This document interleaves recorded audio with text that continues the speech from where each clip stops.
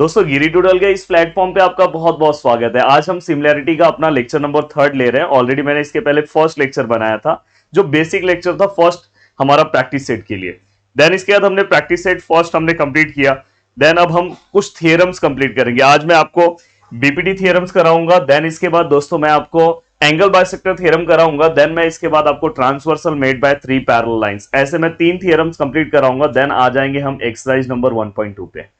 Then 1.2 पे ऐसे धीरे धीरे ये लेसन भी आपका कंप्लीट हो जाएगा। तो प्लीज मेरे साथ आप सब चीजों को कंप्लीट करते जाओ। अब देखो यहाँ पे आज हम स्टार्ट करने जा रहे हैं अपना बेसिक प्रोपोर्शनलिटी थ्योरम। आप में से बहुत सारे ऐसे बच्चे होंगे जिन्होंने 9th क्लास में थ्योरम अच्छे से नहीं किया होगा, बट याद रखना 10th क्लास में जब आपका बोर्ड का जब एग्जाम होगा तो उसमें एक थ्योरम तो मिनिमम आपको दिखाई देगा। पहले कभी कभार होता था कि एक थ्योरम आता था और दूसरा थ्योरम के अकॉर्डिंग क्वेश्चन बन के आता था, बट एक थ्योरम आपका आएगा। अब सबसे बड़ा क्वेश्चन ये है कि थ्योरम कैसे आता है। क्वेश्चन सर ऐसा थ्योरम लिखा होगा क्या? वहां पे ऐसा थ्योरम नहीं लिखा होगा। आपको ऐसा स्ट्रेट फॉरवर्ड ये जो लाइन लिखा है ये लिखा रहेगा और आगे लिखा रहेगा टू प्रूफ दैट। आपको खुद से समझना होगा कि ये जो थ्योरम है वो कौन सा थ्योरम है। देन उसके अकॉर्डिंग पूरा का पूरा मटेरियल आपको खुद से सॉल्व करना है, डायग्राम सब कुछ आपको बनाना है। अब सर क्या ये लाइन याद करना होगा? तो मेरा यहाँ पे सजेशन है कि लाइन याद करने की कोई जरूरत नहीं है।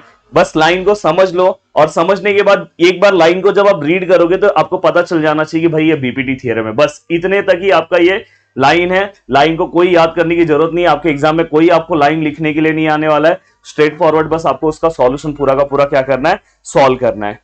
सर थ्योरम हमें कितने सारे सॉल्व करने होंगे? दोस्तों 1 बाय 1 मैं आपको बताते जाऊंगा। 6 से 7 थ्योरम जो मैं बताऊंगा बस उतना ही आप करके जाना, उससे ज्यादा अलग आपको कुछ भी नहीं करना है।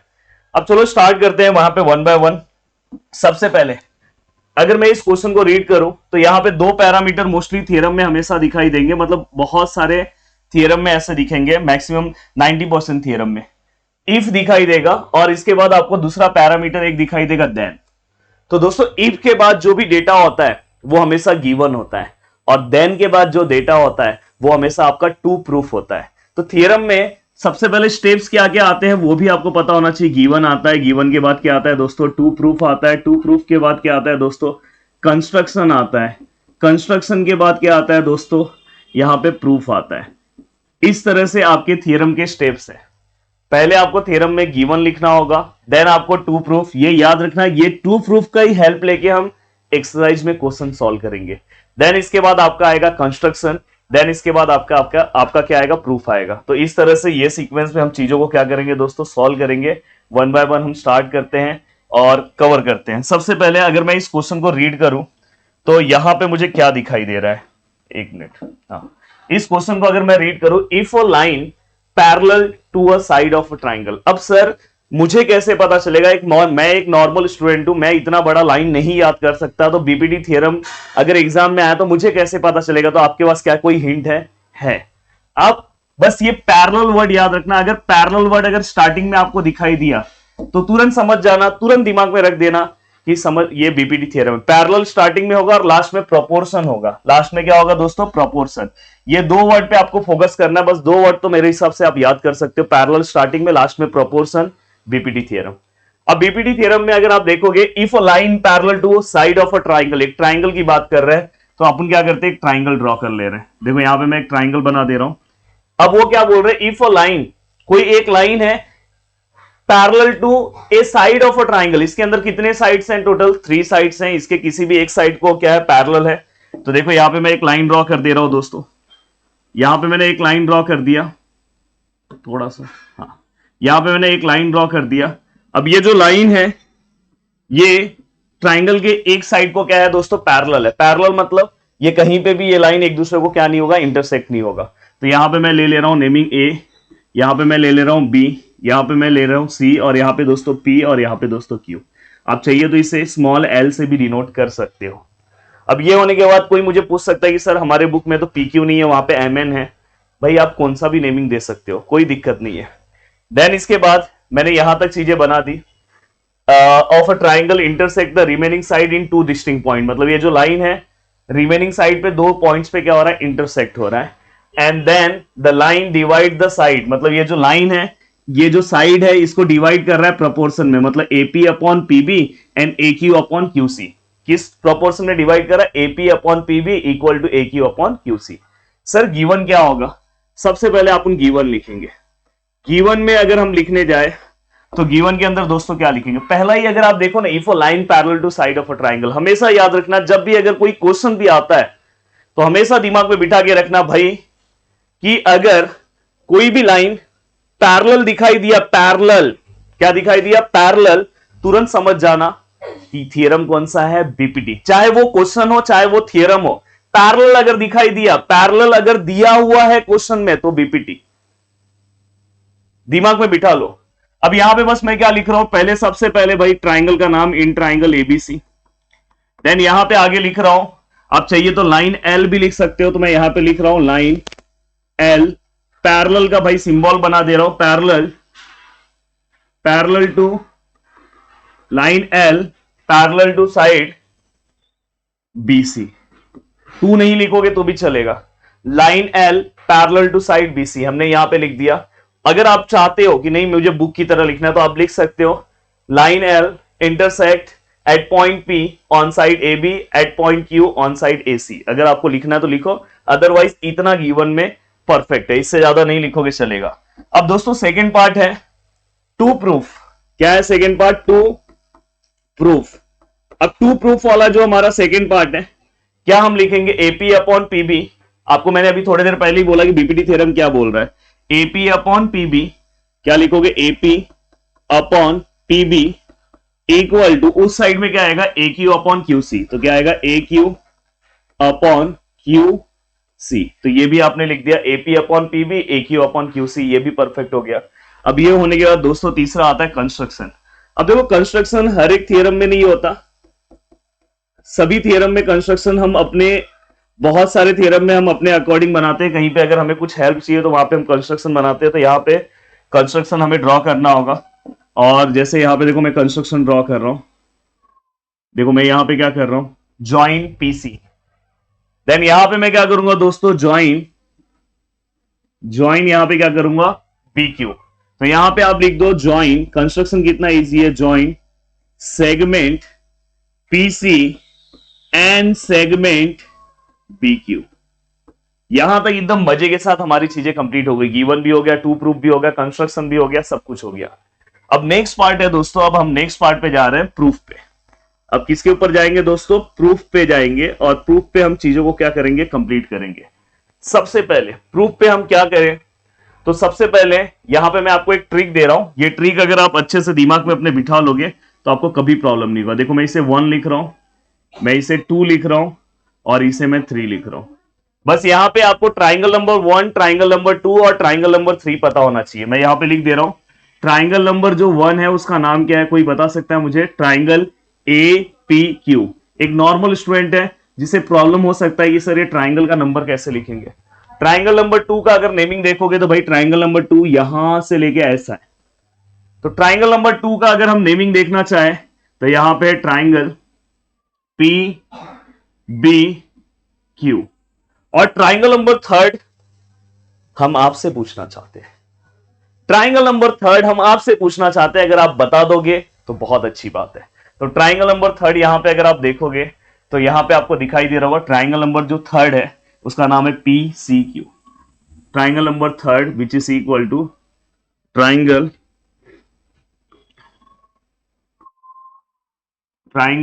P C Q. परफेक्ट। अब इसके अकॉर्डिंग ये मेरा ट्रिक है, इसे आप दिमाग में बिठा लो। 11 के बाद क्रिकेट में कितने प्लेयर होते हैं? 11, उससे एक ज्यादा कर दो 12। 12 के बाद क्या आता है दोस्तों? 13। एंड 13 के में 10 अगर आप प्लस करते हो तो क्या आता है? 23। तो ये मेरा इजी ट्रिक है, इस ट्रिक को आप अपने दिमाग में बिठा लो। और अगर ये ट्रिक बस आपको पता है तो आप इजीली पूरा का पूरा बीपीटी थ्योरम सॉल्व कर दोगे। अब बीपीटी थ्योरम में देखो मैं यहां पे लिख रहा हूं step number first. Step number first में मैं triangle number first and second लूंगा। ट्राइंगल नंबर फर्स्ट का नेमिंग क्या है? देखो 12 लिखा है ना, 12 मतलब triangle number first and second लेना है। फर्स्ट का नेमिंग क्या है? एपी क्यू, वहां पे भी मैंने लिखा है। तो देखो यहां पे लिखूंगा area of triangle A P Q upon, साथ में मैं कौन सा ट्राइंगल लूंगा? 1 के साथ 2 वाला लेना है। तो 2 वाले का नेमिंग क्या है? P B Q. तो यहां पे क्या लिखूंगा? Area of triangle P B Q. Then यहां पे समथिंग मुझे कुछ सॉल्व करना होगा, वो मैं बता रहा हूं थोड़ी देर में। देन इसके बाद दोस्तों मुझे क्या करना है, 1 3 वाला ट्राइंगल लेना है। 1 3 वाला भी ले ले रहा हूं। एरिया ऑफ ट्राइंगल 1 वाले का नेमिंग क्या है, APQ। APQ। और अगर मैं 3 वाला ट्राइंगल लूं तो क्या आएगा, PCQ। Area of triangle PCQ equal to something. और अगर मैंने यहां तक चीजों को लिख दिया, मैं चाहता हूं कि यहां से मैं बाजू में ही और चीजों को मैं सॉल्व करूं, जिससे आपको कोई प्रॉब्लम ना हो। थोड़ा सा मैं इसको यहां ले ले रहा हूं, हाँ ठीक है, जिससे मेरे लिए भी अच्छा रहे। और थोड़ा सा हम इसको थोड़ा इतना ऊपर तो ले सकते। देन इसके बाद दोस्तों ये दूसरा हो गया, दोनों हो गया। अब तीसरा हमें क्या करना है, 2 और 3 वाला ट्राइंगल लेना है। 2 वाले ट्राइंगल का नेमिंग क्या है, एरिया ऑफ ट्राइंगल। 2 का नेमिंग क्या है दोस्तों, PBQ। क्या नाम है, PBQ upon area of triangle. Area of triangle 3 का नेमिंग क्या है दोस्तों, PCQ। क्या नाम है, PCQ। अब यहां पे इसका भी कुछ है। हमने तीनों ट्राइंगल का, मैंने जो ट्री का आपने सर दिया था, हमने तीनों के तीनों चीजें लिख दी है। क्या बात है। अब आपको यहां पे एक जलवा दिखाता हूं। जलवा है, जलवा देखते हैं। जलवा जो आप देखना चाहते हो, यहां पे मैं चाहता तो डायरेक्ट आंसर लिख सकता था पर मैं चाहता हूं कि पहले जलवा दिखा दूं तो आपको चीजें समझ में आएगी। अगर मैं ट्राइंगल 1 और 2 की बात करूं तो डायग्राम ऐसा कुछ बना है, ऐसा है एंड ऐसा कुछ है। ट्राइंगल नंबर 1 यहां पे क्या है, A है, यहां पे क्या है, P है, यहां पे क्या है, Q है, और यहां पे क्या है, B है। और अगर मैं ध्यान से, अगर मैं इसे देखूं, अगर मैं बहुत अच्छे से अगर मैं इसे देखूं, तो यहां पे मैंने ट्राइंगल नंबर 1 और 2 ले लिया है। अब दोस्तों मैं क्या करूंगा, यहां पे ड्रिल करने वाला हूं और एक अपने स्कूल का सप्लीमेंट के लिए जो थ्रेड मिलता है ना, उस थ्रेड को मैं क्या करने वाला हूं, एक नॉर्मल सी रस्सी में यहां पे बांधने वाला हूं। और बांधने के बाद मैं इसे ऐसे पकड़ के खींचने वाला हूं, और खींचने के बाद यही मेरा ट्राइंगल इस तरह से दिखाई देगा दोस्तों। यही मेरा ट्राइंगल, चलो रेड मार्किंग ही दिखाता हूं। यही सेम टू सेम मेरा ट्राइंगल इस तरह से कुछ दिखाई देगा दोस्तों।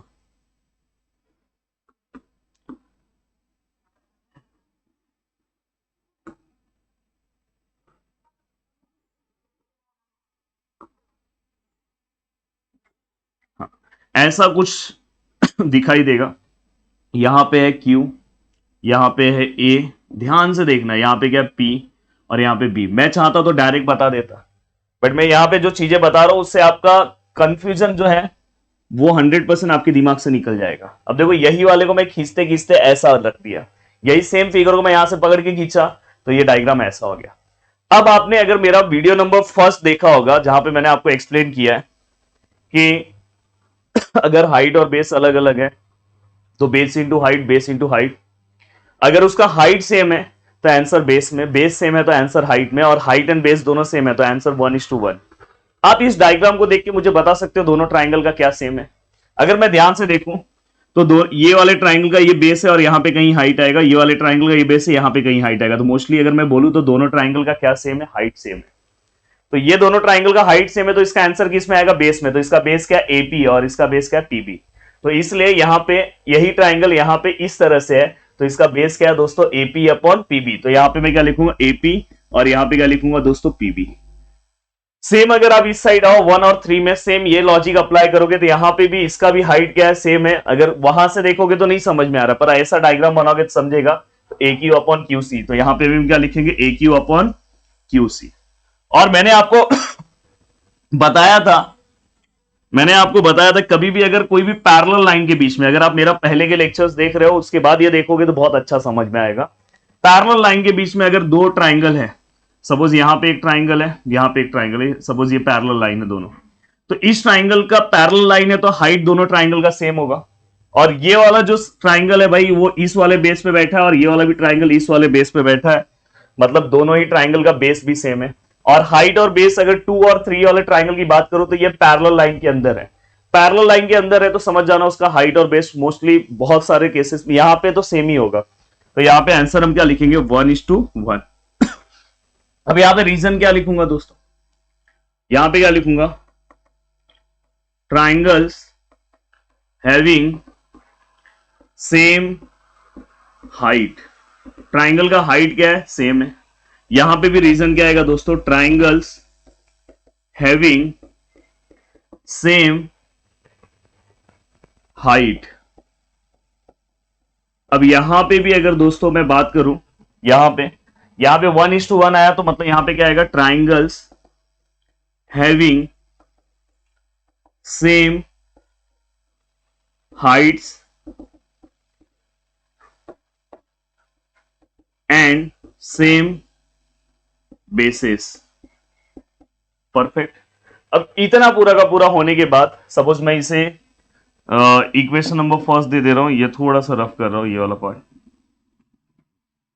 मैं इसे इक्वेशन नंबर फर्स्ट दे दे रहा हूं, इसे इक्वेशन नंबर सेकंड दे दे रहा हूं, और इसे इक्वेशन नंबर थर्ड दे दे रहा हूं। ओके, मैंने सभी को नंबरिंग दे दी। अब नंबरिंग देने के बाद मैं यहां पे चीजों को सॉल्व कर रहा हूं। यहां पे देखो बॉर्डर दे दे रहा हूं, बॉर्डर भाई पिंक कलर से दे रहा हूं कि तुरंत लाइट में दिखाई दे बॉर्डर। बॉर्डर के उस पर जा सकते हो पर अच्छे से जाना। अब देखो आपने ये तीनों को सॉल्व किया। अब तीनों को सॉल्व करने के बाद यहां पे अगर देखो, ये देखो 2 1 जा क्या होता है 2, 5 1 जा क्या होता है 5, देखो 1:1 मतलब 1 होता है।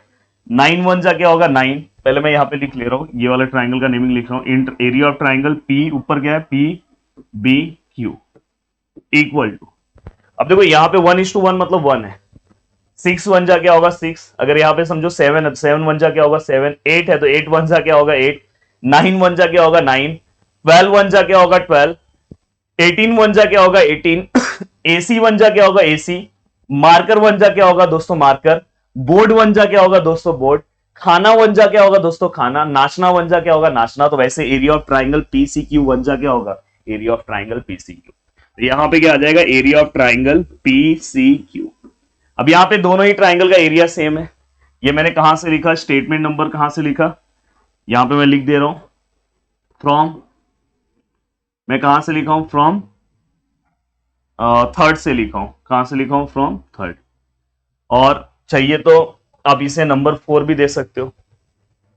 अब चाहिए तो ये नंबरिंग जो है ना, इससे अच्छा ये नंबरिंग आप यहां आगे कर दो, कोई दिक्कत ही नहीं होगा। देखो यहां पे नंबरिंग कर दो, ये फर्स्ट है, ये सेकेंड है, और ये क्या है थर्ड है, और यहाँ पे रोमन में फिर थर्ड दे दो, और ये क्या है फोर्थ है। अब अगर ध्यान से अगर आप देखोगे, अच्छे से अगर आप देखोगे, तो ये चारों ही स्टेप को अगर आप ध्यान से बहुत इत्मीनान से अच्छे से देखोगे तो देखो ये आपका स्टेटमेंट नंबर फर्स्ट, ये आपका स्टेप नंबर सेकेंड है, और ये आपका, क्योंकि वो वाले को ही आपने सॉल्व करके ये बनाया, आप अपने अगर बुक में चेक करोगे तो ये वाला स्टेप दिया नहीं है, डायरेक्ट ये स्टेप से। पर आप ये वाला स्टेप लिख के अगर ये स्टेप लिखते हो तो बहुत अच्छी बात है, नहीं तो ये डायरेक्ट भी आप लिख सकते हो। पर मेरा सजेशन है कि ये लिख के अगर ये लिखते हो तो जो पेपर चेक करेगा उसको भी समझेगा कि आप पूरे कॉन्सेप्ट वाइज जा रहे हो। अब अगर आप ये वाला ये वाला ये वाला, मेरा एक मैथ्स में रूल है, भाई भाई भाईगिरी सिस्टम से बाहर। अगर आपको समझ में आ रहा होगा तो भी है, चलो पर मैं दूसरे लॉजिक से भी समझा दे रहा हूं। देखो यहां पे इस वाले और इस वाले में देखोगे एपीक्यू सेम है। अगर ये दोनों अगर सेम हो जाएंगे तो ये दोनों रेशियो क्या हो जाएगा, सेम हो जाएगा। तो एपीक्यू सेम है, पर बी देखो यहां पे दिख रहा है पीबीक्यू और यहां पे पीसीक्यू, भाई यहां पे अलग एंगल है, यहां पे अलग है। बट ये दोनों जो है दोस्तों, ये जो दोनों है, ये वाले को, ये ऊपर वाला सेम है, नीचे वाले को भी सेम है। काश ये दोनों अगर सेम हो जाता तो ये पूरा का पूरा रेशियो एक दूसरे को सेम हो जाता है। Wait wait wait wait wait, देखो P B Q equal to P C Q, यहां पे इक्वल बताया ना मैं, मतलब ये वाला भी पार्ट नीचे वाले पार्ट को इक्वल है, मतलब ये पूरा पार्ट पूरा नीचे वाले पार्ट को क्या है दोस्तों, इक्वल है। तो यहां पे देखो मैं लिख रहा हूं area of triangle A P Q upon area of triangle P B Q equal to, यहां पे क्या आएगा, area of triangle A P Q upon area of triangle P C Q. ध्यान से अच्छे से देखो, ये पूरा का पूरा ऊपर वाला सेम था, नीचे वाला वहां पे मैंने इक्वल बताया स्टेप नंबर 4 में, इसलिए पूरा का पूरा रेशियो एक दूसरे को इक्वल हो गया। अब यहां पे ये दोनों जैसे ही एक दूसरे को इक्वल हुए तो भाई इनके चिंगू मिंगू है ना साथ में, ये देखो चिंगू मिंगू, तो मम्मी जैसे ही यहाँ पे देखो मार्केट में जाती है तो चिंगू मिंगू कैसे रोने लगते, नहीं नहीं मैं भी चलूंगा। वैसे भाई ये जैसी ये दोनों एक दूसरे को इक्वल है, तो इनके चिंगू मुंगा का नाम क्या है, एपी अपॉन पीबी। तो यहाँ पे लिख दो इनके चिंगू मुंगा का नाम क्या था, एपी अपॉन पीबी।